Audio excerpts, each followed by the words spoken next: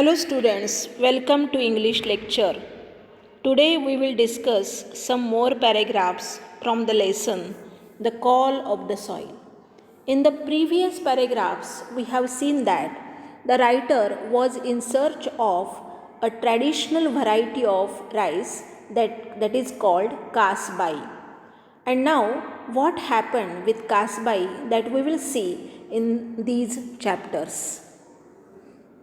Kasbah is a traditional long-grained rice variety which has a distinct aroma, though much milder than basmati. So this is the speciality of Kasbah, that it is a long-grained rice variety. म्हणजे ह्याचे दाणे खूप लांबसडक असे असतात.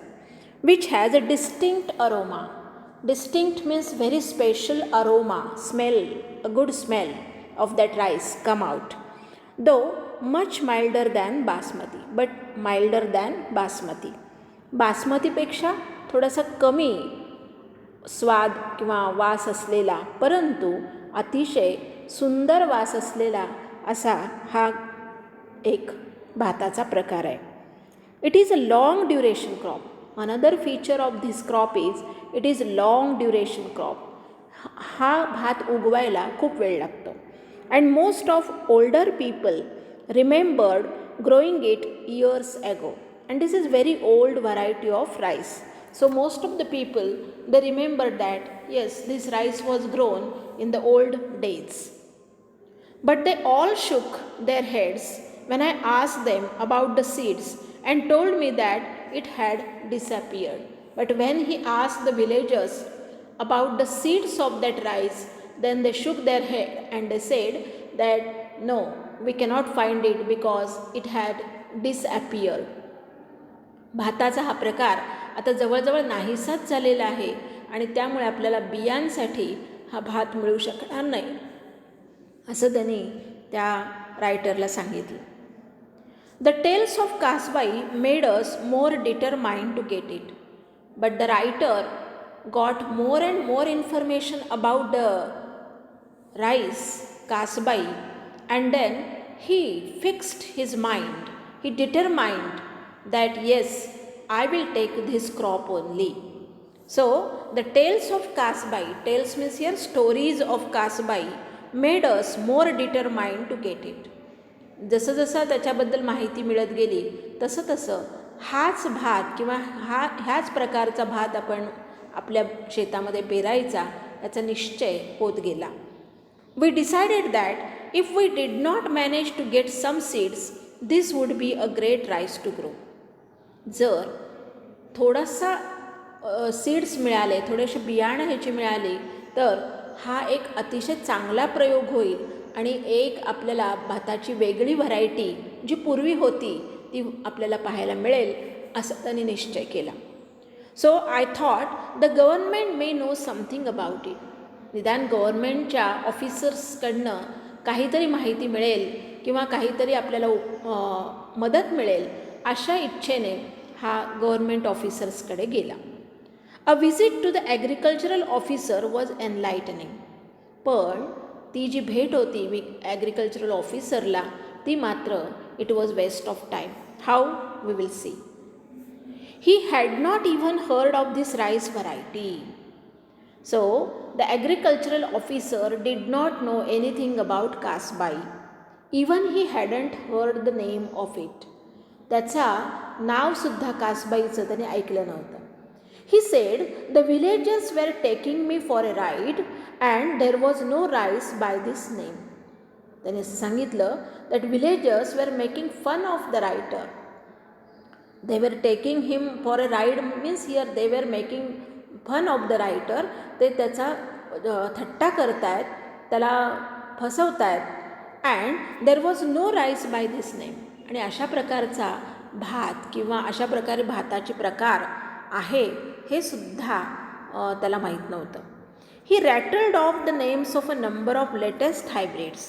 मग त्याने पटापट अशी रॅटल्ड ऑफ म्हणजे अगदी भरभर त्याने नावं घेतली आत्ताच्या ज्या संकरित वाण आहेत, हायब्रिड ज्याला म्हणतो आपण संकरित वाण, त्याची त्याने भरपूर नावं घेतली. And even offer to give me some of them free of cost for a trial.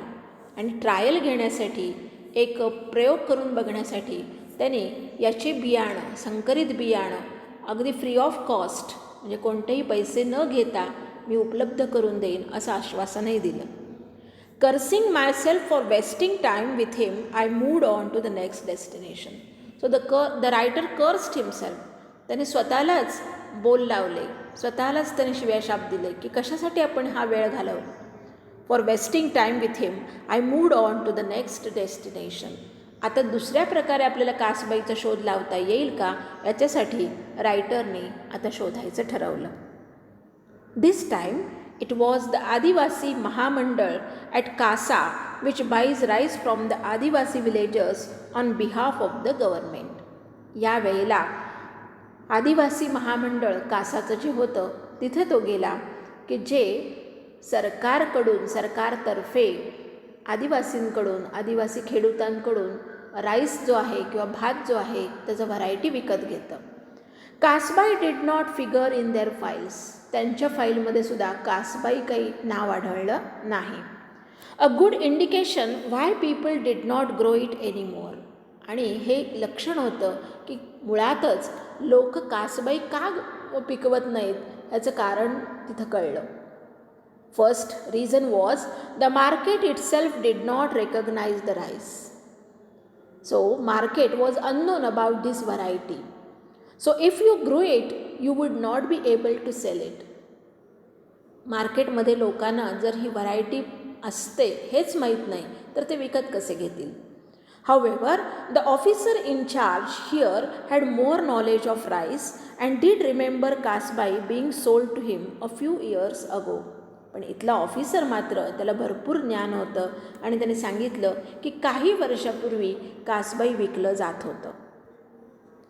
So when I in Dhaniwari, Baban and I started looking for Devhanda and found a greying old man wearing a cap sitting outside his house on a charpoy. Dhaniwari या खेडेगावामध्ये जेव्हा बबन आणि स्वतः writer he started looking for Devohanda. Devohanda is the name of the villager.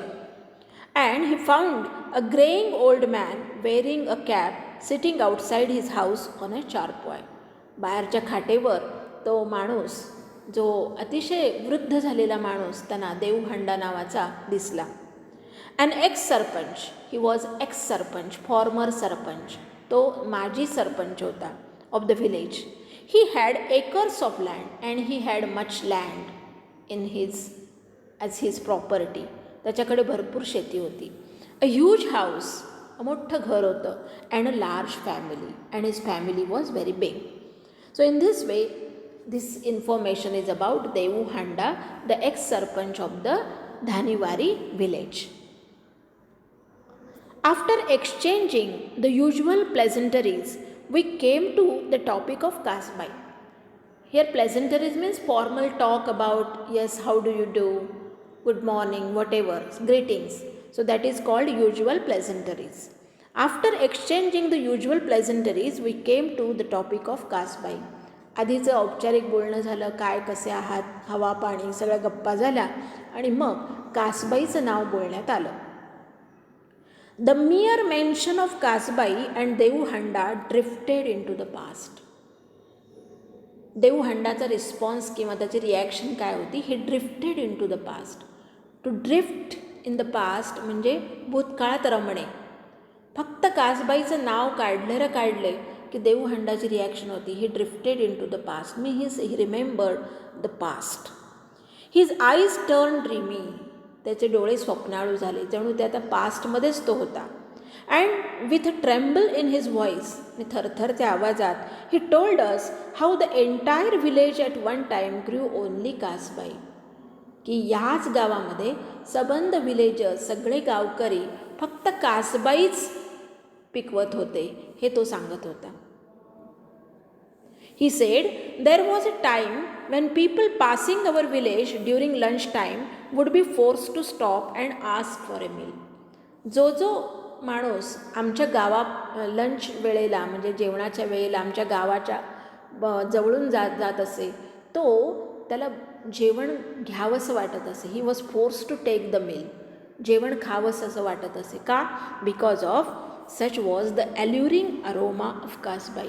इतका तो attractive असा aroma म्हणजे तो सुगंध होता भाताचा की सर्वांना जेवणाची भूक लागायची आणि सर्वजण तिथे थांबायचे. The entire area would have this Heidi aroma. डोक्यात जाईल असा वास, म्हणजे आपण विसरूच शकत नाही असा वास सगळ्यांना यायचा, घमघमाट सुटायचा. Hanging in the air as all the houses cooked the same rice. कारण सर्व घरांमधून हाच भात शिजत असायचा. Today he said no one grew Kasbai and every one had shifted to growing the new hybrid varieties. पण आजकाल मात्र तो दुःखाने म्हणाला की सगळेजण हायब्रिड संकरित वाणाची जोपासना करतायत, ते संकरित वाण घेत आहेत. He claimed he had to force himself to eat this rice that was so इन्सिपिड.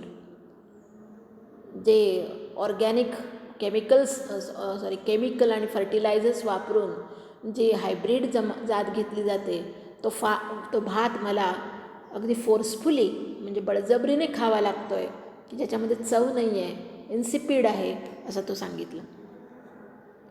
With the advent of irrigation, farmers were tempted to grow a second crop, and Kasbai, being a long duration rice, was replaced by the shorter duration hybrids so that the harvest could be done earlier. So that was the reason why the villagers started to take hybrid.